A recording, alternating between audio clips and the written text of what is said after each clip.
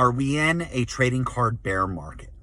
So what a bear market is this a stock market terminology.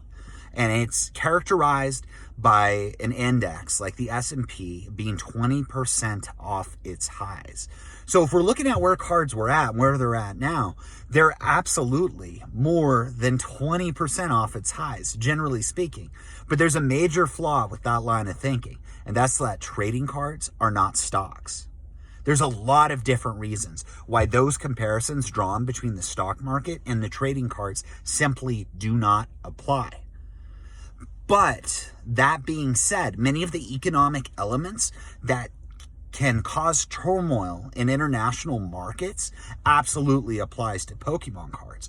I mean, the basic principle still applies with cards. It's the law of supply and demand.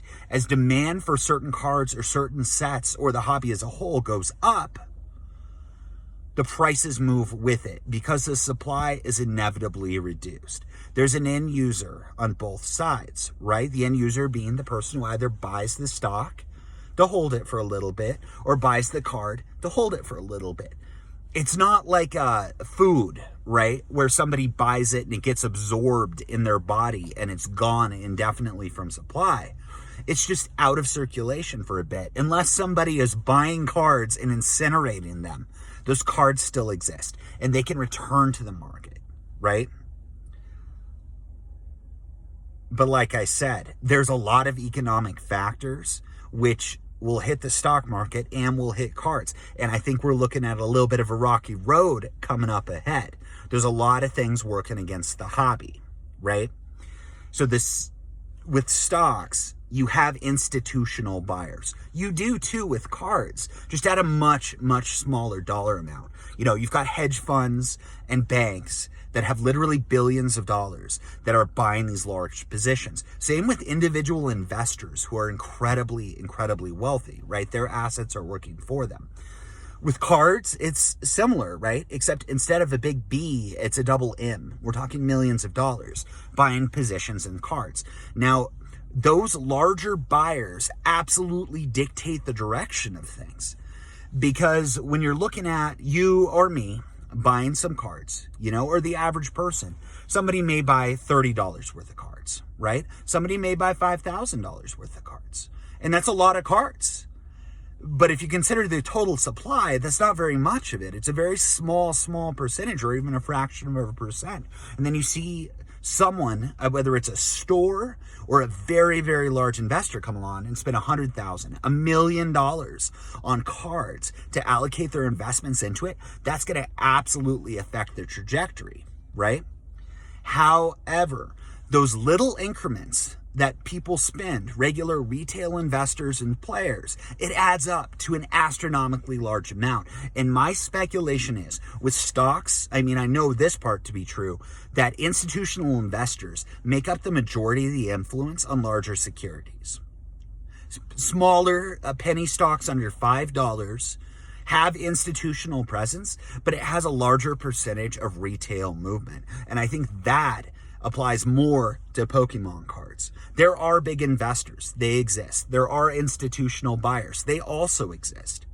But the aggregate amount of money that every individual puts in to buy cards has to be close to half, or maybe even just over, of all the transaction volume purchased from cards from a dealer or from somebody who has supply. Most of the time with trading cards, when somebody's hoarding them and buying that kind of volume, they're doing so to sell them. So they can almost be considered similarly to like an exchange. Not necessarily somebody spending $1 million to hold it, although I'm sure that happens. I don't think it's very common. It's more common with the ultra high-end expensive cards, like Pikachu Illustrated that was just purchased, or first edition Charizards that go at auction. It's not generally with sealed packs or booster boxes. It would be too difficult to accumulate that much volume in one transaction, unless you're talking about a few outliers. So in terms of a bear market, I would say it's not possible for Pokemon cards to enter into a bear market. It is possible for them to not be moving like they have previously. And also using that measurement, which I just said doesn't really apply, and I stand by that, 20% off its high. Look at where the highs were. It was completely vertical, right? So pulling back, if we measure where cards have been from before that tremendous movement started, let's say 2019 to now, a lot of cards are up. Almost all of them are up a huge percentage. If you're considering normal conditions, it's still massive gains, right? But that does not mean it's going to be continuing in the same way it has. Obviously, we're not going to see another vertical spike like that, not right now. A lot of prices are going to stay flat for a bit. And this is just my opinion, right? I'm not giving financial advice, and listening to me and applying it is not taking due diligence. But I have seen cycles like this where cards, I've seen booster boxes go upside down for retail and big box stores for a long period of time. And the reason why I think that's going to happen right now is there are a lot of economic factors going on that I don't think are really being considered, but are absolutely going to impact the card market. 100%. The cost of goods are going up. The cost of housing is going up. The amount of money that people have to spend on extras is going down. I think a lot of investment classes are going to suffer. People are just not going to be buying it as much, and product is going to be abundantly available because people aren't going to be scooping it all up, because there are more important priorities on the horizon right now. Not to mention a pending mass layoff that I'm expecting to happen. Wages have gone up, but the cost of goods and acquisition and running a business has increased dramatically. So with all the extra expenses in the environment, people are going to be buying less things.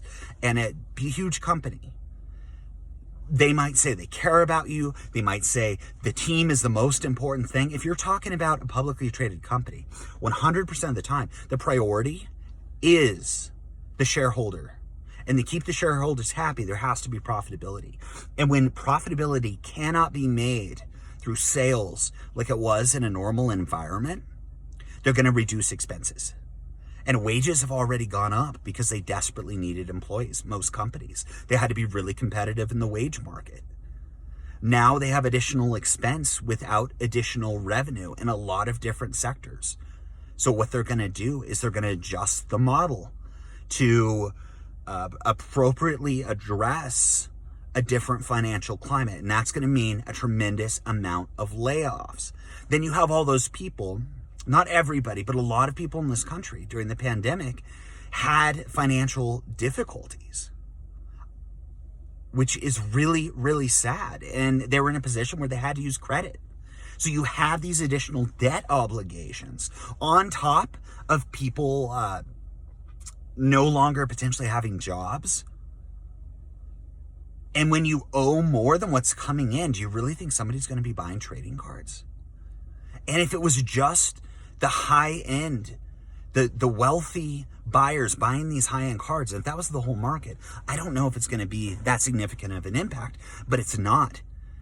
The retail investor component on trading cards is extremely massive.